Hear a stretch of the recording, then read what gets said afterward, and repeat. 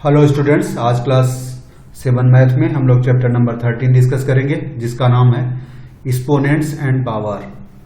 ये chapter mainly relate है कि अगर कोई बहुत बड़ी क्वांटिटीज हैं जिनको लिखना या पढ़ना थोड़ा सा इजी ना हो, उनको कैसे सिंपलर फॉर्म में हम एक्सप्रेस करते हैं वही देखते हैं। जैसे सपोज करिए यहाँ पे 1 3 2 5 0 0 0 0 0 0 इस तरह की क्वांटिटीज अगर कोई लिखी हो तो इसको थोड़ा सा पढ़ना और तुरंत शॉर्ट फॉर्म में लिखना, क्योंकि ये बहुत ज़्यादा स्पेस कवर करेगा और इसको पढ़ने के लिए काफ़ी काउंटिंग लगेगी, तमाम तरह की समस्याएं। तो इस तरह बड़ी बड़ी क्वांटिटी को कैसे शॉर्ट फॉर्म में एक्सप्रेस करेंगे, वही चीज़ें जो हैं हम लोग यहाँ पे एक्सपोनेंट और पावर के फॉर्म में समझेंगे कि उन क्वांटिटी को एक्सपोनेंट और पावर के फॉर्म में एक्सपोनेंट और पावर की प्रॉपर्टीज का यूज करके हम उनको एक्सप्रेस करने की कोशिश करेंगे। इस तरह बड़ी बड़ी क्वांटिटीज को अगर ऐड करना है, सब्सट्रैक्ट करना है, डिवाइड करना है, मल्टीप्लाई करना है तो और भी कॉम्प्लिकेशन आ जाएगी। तो उन सबको ही इस चैप्टर में हम लोग डिस्कस करने वाले हैं। जैसे हैं एक कहने का mass of universe, so Uranus एक प्लेनेट है यूरेनस, तो उसका मास दिखाया गया। मास बहुत बड़ा है, इसको काउंट करना इतना केजी।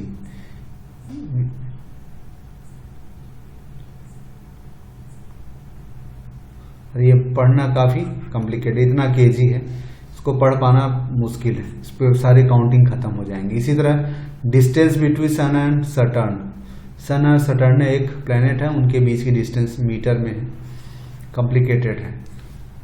सटर्न और यूरेनस के बीच में कोई डिस्टेंस दी है, वो भी कॉम्प्लिकेटेड है। तो ये सारी distance, which distance is less और विच इज मोर, ये चीजें ऐसे देख के तुरंत बताना थोड़ा सा टफ है। तो इन सब चीजों को समझने के लिए हमको कुछ इसका शॉर्ट तरीका निकालना गया है। These very large number are difficult to read, understand and compare. To make these number easy to read, understand and compare we use exponent. Exponent word हम लोग यूज करते हैं। देखते हैं ये क्या होता है। Exponent, we can write large number in a short form using exponent. जैसे यहाँ पे है छोटा ये नंबर, तो ये 10 के मल्टीप्लाई में है, तो इसको ऐसे 4 टाइम 10 लिख के ऐसे लिख सकते, 10 टू पावर 4। इसी तरह the short notion 10 stand for the product of here 0 is called the base and 4 is called exponent. तो यहाँ पे ये जो इसके ऊपर पावर लगी होती है इसको एक्सपोनेंट कहते हैं, तो इसको नीचे वाले को बेस कहते हैं। तो कोई भी वर्ड ये इस तरह का फॉर्म है, तो यहाँ पे ये आपका एक्सपोनेंट कहलाता है, और ये इसके नीचे जो लगाता है इसको कहते हैं बेस। इसका ये मतलब वो 10 को 4 टाइम मल्टीप्लाई करना है, ये मतलब है। इसी तरह the number 4 is read as 10 raise to power of 4। इसको 10 is raise to power of 4 या 4th पावर ऑफ 10, ये भी पढ़ते हैं। 4th power of 10 is called the exponential form of this. It is called, ये कॉल्ड इज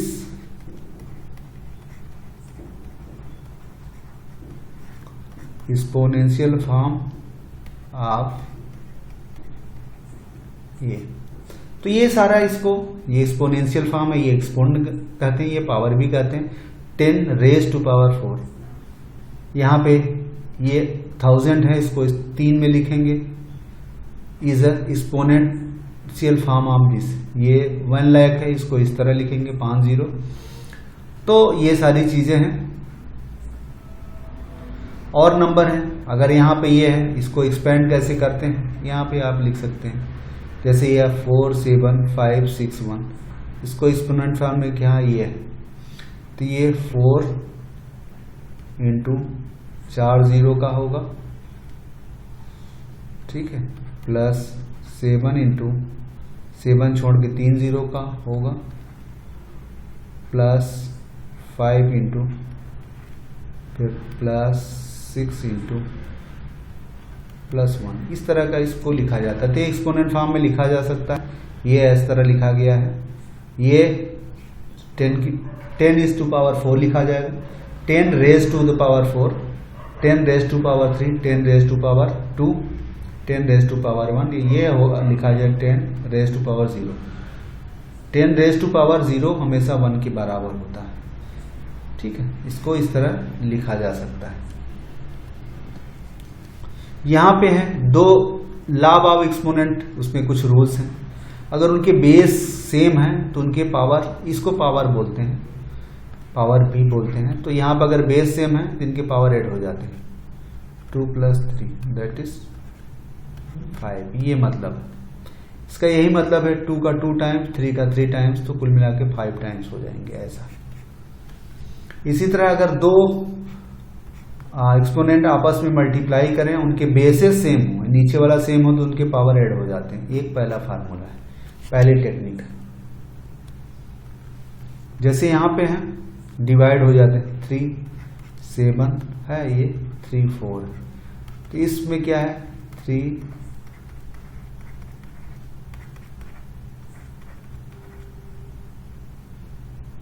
एक time और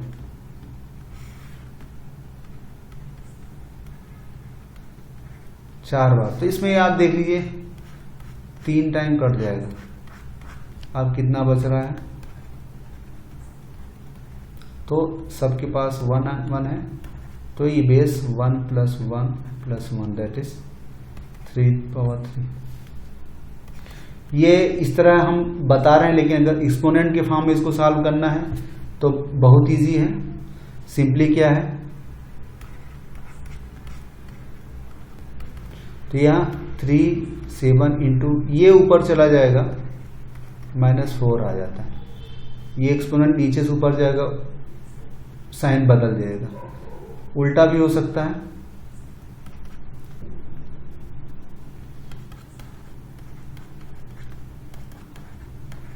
वही आ गया जो हमने किया था। तो इस तरह इसका शॉर्ट तरीका एक्सपोनेंट में डिवीजन है। तो चीजें ऐसे हो जाएंगी कि अगर कोई एक्सपोनेंट a पावर m है और यहाँ पे 1 पावर n है, बेस सेम है तो तभी ये होगा, ये m - n हो जाता है। दूसरा है मल्टीप्लाई है तो क्या हो जाता है m + n। सिंपल है, दिमाग में थोड़ा सा रखना है। यहाँ एक्सपोनेंट के बाहर है तो हो जाएगा, जैसे 2 3, ये इसका क्या मतलब हुआ, 2:3, 2:2 बार मल्टीप्लाई, इसका मतलब क्या होगा 3 + 3 दैट इज 2 6, ऐसा आ जाएगा। ये तो हमने सिंप्लीफाई किया। उसके अलावा अगर ये चीजें जनरल फॉर्म में देखें, मल्टीप्लाई, इसका मतलब यहाँ पे बेस रहेगा इंटू 2 दैट इज 2 6 हो जाएगा। तो इसका एक जनरल फार्मूला है, a है, उसकी पावर m है, उसकी पावर अगर n है तो ब्रैकेट ओपन कर देंगे तो ये m × n हो जाता है। ये तीसरा प्रॉपर्टी है एक्सपोनेंट में। जैसे यहाँ पे है, ठीक है। अब यहाँ पे थोड़ा सा ये एक अलग प्रॉपर्टी है, पावर अगर सेम है तो नीचे बेस मल्टीप्लाई हो जाते हैं। जैसे यहाँ पे 2 3 है, 3 की पावर 3 है, तो यहाँ पे प्रॉपर्टी क्या हो जाएगी, 2 × 3, इनके पावर सेम ही है, सो 6/3 ऐसा हो जाएगा। ये एक दूसरा प्रॉपर्टी है।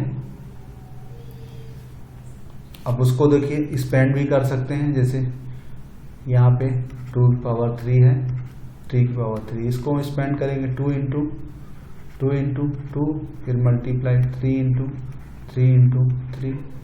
तो यहाँ देखिए इसके साथ इसका पेयर बना सकते हैं, 2 × 3, फिर 2 × 3, तो 2 पेयर बन सकते हैं, दैट इज 6 × 6 × 6 दैट इज 6। इसके पास 1 पावर है तो 1 + 1 + 1 3 ऐसा हो जाता है। सो यहीं पे यहाँ पे हैं, अगर उनके पावर सेम है तो बेस मल्टीप्लाई हो जाते हैं।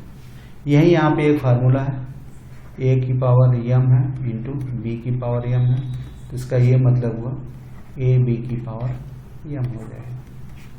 ये चौथा फार्मूला है एक्सपोनेंट में। इन सबको यूज करके क्वेश्चन सॉल्व किए जाते हैं। जैसे यहाँ पर है 2 पावर 4 है, 3 की पावर 4 हो तो इसका 2/3 की पावर 4 हो जाएगा। सिंपली सी बात है। जैसे यहाँ पे a/b है, a की पावर 3, b की पावर 3 है, a को 3 टाइम लिख दिया सर, b को 3 टाइम a/b इंटू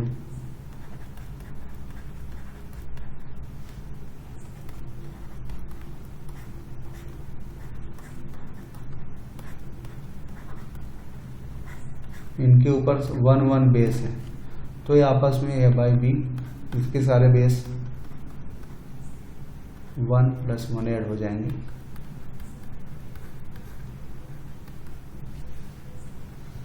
ठीक, ये कह रहा है कि a और b नॉन जीरो इंटीजर्स हैं, होल नंबर। ये मतलब ये दोनों जीरो नहीं होंगे। ठीक है, ये जीरो नहीं होंगे क्योंकि ये जीरो हो जाएगा तो मीनिंगफुल लेस हो जाएगा चीजें। तो ये 5वीं प्रॉपर्टी है। जैसे इसमें इसको सॉल्व करने के लिए कहा गया, ये तो इक्वलिटी 1 3:5 3:5 ये तो सिंपली 1 ही हो जाएगा, इसमें कोई शंका नहीं। इसको कैसे 3:5 इनको सेम हो जाएगा, ये काट के 1:5 दैट इज 1। या इसको दूसरे तरीके से देखिए सॉल्व किया गया 3:5 ये क्या है 3:5 ऊपर ले जाएंगे 3:-5 3 में 5 - 5 ये 1 हो जाता है। तो किसी भी बेस कुछ भी हो उसका पावर 0 है तो वो वैल्यू 1 ही आती है, चाहे जितनी बड़ी भी वैल्यू हो। जैसे यहाँ पे दिखा है a की पावर 0 है तो इसकी वैल्यू 1 आएगी। a कोई नॉन जीरो इंटीजर्स है, ये कोई जीरो होगा। अगर ये 0 हो जाएगा तो 0 की पावर 0 कोई मतलब मीनिंगलेस होगा। ठीक, मीनिंगलेस होगा, उसका कोई मतलब नहीं होगा। यहाँ पे डेसिमल नंबर है, उनको एक्सपोनेंट के फॉर्म में कहा है, डेसिमल नंबर है। इसी को ये कहने का मतलब जैसे इसको हम यहाँ समझते हैं 4278 है। इसको कहने का मतलब यहाँ पे कितना 5 डिजिट है तो सबसे 1 इंटू सिंपली कर देंगे एक प्लस 0 इंटू 10 की पावर 4 प्लस 4 इंटू 10 की पावर 3। घटता जाता है, कह रहा है ये घटता 5 4 3 फिर क्या होगा 2 इंटू फिर 7 इंटू 1 फिर एक 8 इंटू 0। तो कहने कि 5 4 3 इस तरह रिप्रेजेंट किया जा सकता है इस नंबर को। इसके पहले भी हमने करके देखा था। इसको फिर से लौटेंगे तो आपका क्या है 1 लाख हो जाएगा प्लस 0 इंटू 10,000 ये 0 ही आएगा, ये 4,000 प्लस 200 प्लस 70 प्लस 8। सॉल्व करेंगे तो आपको यही मिल जाएगा।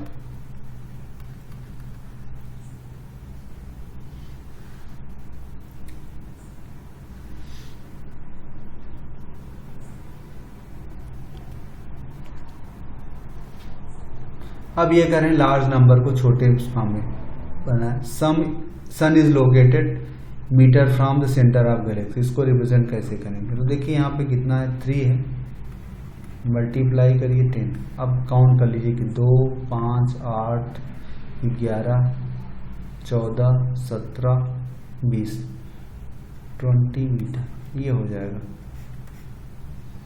इसी तरह मास ऑफ अर्थ है, इसको कैसे रिप्रेजेंट करेंगे 5.976 इंटू 10 की टू दी पावर, इसके बाद 0 लेंगे। 5 के बाद कितना 1 2 3 6 9 12 15 18 21 24 एक डिजिट लेंगे। उसके बाद क्योंकि ये भी 10 के फॉर्म में लिखाता है, पॉइंट लगाएंगे, बाकी सबकी जगह रखने के बाद ये 0 ले लेंगे, जितनी भी है उतने 0। जैसे 5.9 ही है, इसी तरह ये बनाया जाएगा। शॉर्टेस्ट फॉर्म यही है कि अगर इस तरह का नंबर हम 3 डिजिट, इसमें डिजिट नहीं था तो इसलिए 3 ले लिए, उसके बाद मल्टीप्लाई 10 किए, उसके बाद जितने जीरो हैं वो ले लिए। अगर यहाँ पर नहीं है तो 5 लीजिए, फिर पॉइंट लगाइए, फिर देख लीजिए कितने डिजिट हैं उतने जीरो ले लीजिए। ये जीरो नहीं है इसलिए ले ली। इसको भी हम लिख सकते थे, ये लिख सकते इस तरह पॉइंट के बाद इधर। अगर यहाँ पे हैं नॉन जीरो हैं, जीरो हैं इसलिए हमने नहीं लिया था, यहाँ पे नॉन जीरो है तो इसकी वैल्यू ले लीजिए, ऐसे एक्सप्रेस कर दीजिए। सिंपल होता है इसको एक्सप्रेस करना। इसी तरह ये भी लिखा जा सकता है, ये भी लिखा जा सकता है, ठीक है। ये सारे स्टैंडर्ड फॉर्म हैं।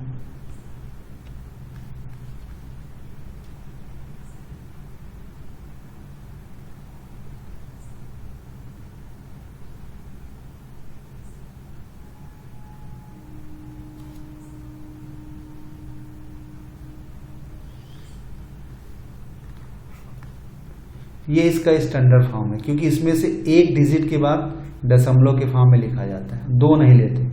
मैक्सिमम स्टैंडर्ड फॉर्म होता है, इसी को स्टैंडर्ड फॉर्म कहते हैं कि आपको ये जो नंबर होता है इससे कम इसके बीच में लिया जाता है। 1 होगा, 9 होगा, ये सारे फॉर्म लिए इसके बीच में, इससे कम 10 से कम लेना है, ठीक है। वही प्रॉपर्टीज यहाँ पे स्टैंडर्डाइज्ड फॉर्म में लिखी है कि 2 बेसेस हैं, सेम बेस है, तो इसका फार्मूला बेस पावर ऐड हो जाएंगे अगर बेस सेम है तो। डिवीजन में है, बेस सेम है तो ऊपर पावर में माइनस हो जाएगा। ये हमने प्रॉपर्टी देखी थी, पावर मल्टीप्लाई हो जाएंगे, ठीक है। और अगर बेस डिफरेंट है, पावर सेम है तो क्या हो जाएगा, पावर सेम है तो बेस का आपस में मल्टीप्लाई हो जाएगा। डिवीजन का है, यहाँ पे यम होगा, ठीक है, यहाँ पे यम ही होगा। अगर a/m b/n है तो इसका क्या यम है, तो इसका मतलब a/m अपॉन b/m, सो a/b, ये हो जाएगा। किसी की पावर 0 है तो हमेशा 1 होता है। इस तरह अगर -1 इवन नंबर, अगर 4 टाइम है तो इसकी वैल्यू 1 आएगी, अगर ये ओड नंबर है तो इसकी वैल्यू -1 आएगी। ये कहने का मतलब है। ये चैप्टर कंक्लूड होता है, खत्म होता है, सिंपल था। 10⁻⁴ वही इसी का सिर्फ रिपीटिशन है और कुछ भी नहीं है। समरी में आपका यही सारी टेबल्स रिपीट हो रही हैं। छोटा चैप्टर था, छोटे छोटे कंसेप्ट थे, आपको याद रखने चाहिए, उसी पे न्यूमेरिकल्स करने चाहिए, सो दैट ये चैप्टर कंक्लूड हुआ। Till then thanks.